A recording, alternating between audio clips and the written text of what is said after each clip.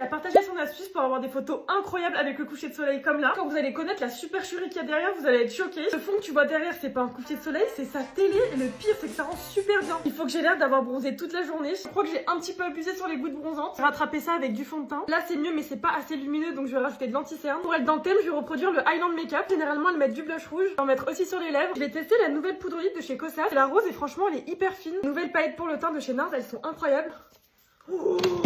Je vais mettre du bronzer sur les paupières. Les fards irisés de chez Ren Beauty sont incroyables. Parce que ça manque un peu de blush, donc je vais en rajouter. Je vais rajouter de l'highlighter. Il est incroyable, c'est celui de chez Benefit. Ça va être le moment de rentabiliser mon appareil photo qui m'a coûté une blinde. Dis-toi que ça doit faire 2 ans que je l'ai et j'ai toujours pas eu mes photos avec le coucher de soleil. Je pense que la photo, je vais la poster sur Insta sans rien dire à personne et on va voir si les gens crament. Une pointe de lumière dans le coin interne, sur le bout du nez. Il est hyper pigmenté, c'est un stylo de chez Too Faced. Je vais partir sur ce combo là qui fait très fille des îles. Le crayon, c'est la teinte 01 et pour le gloss, c'est la teinte 02.